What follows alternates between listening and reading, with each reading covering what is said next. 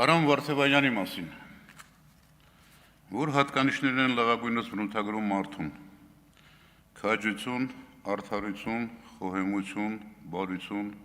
սկզբունքներ, սեփական կարծիք, արժեքային համակարգ, ընկերություն, մեր դեպքում հայկականություն։ Սրանք են մարդում դարձնում հասարակության արժանավոր անդամ, ազնվական տեսակ։ Իսկ մասնագիտական առումով Արամ Վարդևանյանը միջազգային ամենաբարձր չափանիշներով պատիվ կբերի ցանկացած երկրի ու կառույցի։ Այդպիսի մարդիկ Հայաստանում կան, անշուշտ եւ շատ, բայց Արամը նաեւ մշտապես պայքարի մեջ է քաղաքացիական պարտքի ու պատասխանատվության գիտակցությամբ։ Կլինի Արամը ազգային ժողովի նախագահությունում, մեր քաղաքացիները, մեր զավակները իրենց աչքի առաջ օրինակելի հայի, մարդու, պետական, հանրային գործի կերպար կունենան։ Ինձ համար պատիվ է Արամ Վարդևանյանի նման ընկեր ունենալ։ Սիրելի հայրենակիցներ, բայց ես մի կողմ կթողնեմ այս մի քանի օրերի աղմուկը փոխադարձ մեղադրանքները եւ կխոսեմ երկու հիմնական թեմաների մասին։ Գլխավոր հարցի մասին։ Այս խորհրդարանի ընդհանրապես մեր իրականության գլխավոր հարցը այն չէ, թե Հայաստանը որքանով կկարողանա Ռուսաստանից անկախ քաղաքականություն վարել։ Այդպես փորձում է ներկայացնել ՔՊ-ն։ Անկախության հռչակումից ի վեր 90-ականներից սկսած մեր քաղաքականությունը եղել է հնարավորինս ինքնուրույն, բալանսավորված, կոմպլիմենտար, Հայաստանի ազգային պետական շահերից բխող։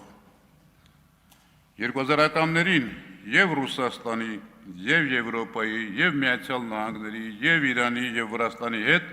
մենք ունեցել ենք բնականon հարաբերություններ։ Նույն տրամաբանությամբ Եվրոխորհրդի անդամություն, հազարամյակի Լինսի հիմնադրամի ծրագրեր, Իրանի հետ գազամուղ էներգետիկ ենթակառուցվածք, Ռուսաստանի հետ ռազմավարական գործակցություն։ Ազգային շահի վճռական պաշտպանության բազմաթիվ օրինակներ կան աշխարհի հզոր պետությունների հետ հարաբերություններում։ Հիշողության թարմացում այդ շրջանում Հայաստանի ղեկավարը 10 տարի Ռոբերտ Քոչարյանն էր։ Տարբեր է եղել Ադրբեջանի եւ Թուրքիայի պարագան։ Նրանց հետ թշնամական, մերը անզիջում եւ Արցախի ինքնորոշման իրավունքի իրացման եւ ցեղասպանության միջազգային ճանաչման առումով։ Եվ Հայաստանի այդ ինքնուրույն քաղաքականությունը անկալում ու ընդունում էին բոլոր ուժային կենտրոնները։ Ինչ է փոխվել այսօր եւ որն է իմ կարծիքով մեր գլխավոր հարցը։ Միտումնավոր թե ապիկարության պատճառով մենք պարտվել ենք 20 թվականի պատերազմում։ Անկարողություն այս իշխանությանը հատուկ է, բայց ինչ հիմք կա միտումնավոր բառի համար։ Երբ Նիկոլ Փաշինյանն ասում է 2019-ին Ստեփանակերտում ինքը հայտարարել է Արցախը Հայաստան է եւ վերջ, եւ դրա շնորհիվ մենք հասել ենք այս կետին, որը լավ կետ է, այլ բան չես կարող մտածել։ Որն է այս լավ կետը։ Արցախը չկա, Արցախահայությունը էթնիկ զտման է ենթարկվել, Ադրբեջանի զորքը Հայաստանում է, Ադրբեջանը նորաներ պահանջներ է դնում, Թուրքիան հարաբերությունները պայմանավորում է Ադրբեջանի շահերով եւ բնականաբար իր աշխարհակաղակական նպատակադրումներով։ Ներքին խնդիրների, ժողովրդավարության հետընթացի, բռնաճնշումների, ընտրություն կեղծելու քաղբանտարկյալների մասին չեմ խոսում։ Դրանք մեր լուծելիքն են։ Բայց Բաքվի բանտում 3 տարի պահվող Արցախի ռազմաքաղաքական ղեկավարության արկայությամբ խոսել ինքնիշխանության եւ խաղաղության մասին ստորացվածի անբարոյականություն է։ Ինչ է փոխվել իմ համոզմամբ։ Իշխանության մնալու մտասևեռումով այս իշխանությունը հանձնվել է Թուրքիա-Ադրբեջան տանդեմին, պատրաստ է կատարել նրանց բոլոր պահանջները միայն թե ժամանակ շահի։ Այն Ադրբեջանի, որը Նիկոլ Փաշինյանի բնորոշմամբ 20 թվականին ագրեսոր բռնապետություն միջազգային ահաբեկչության օջախ էր։ Այն Թուրքիայի, որը 20 թվականին վերադառնում էր Կովկաս ցեղասպանությունը շարունակելու,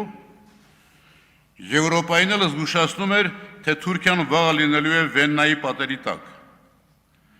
Հայաստանի ու հայության համար այս կետը ողբերգություն է, լավ կետ է միայն իր եւ իր խմբակի համար։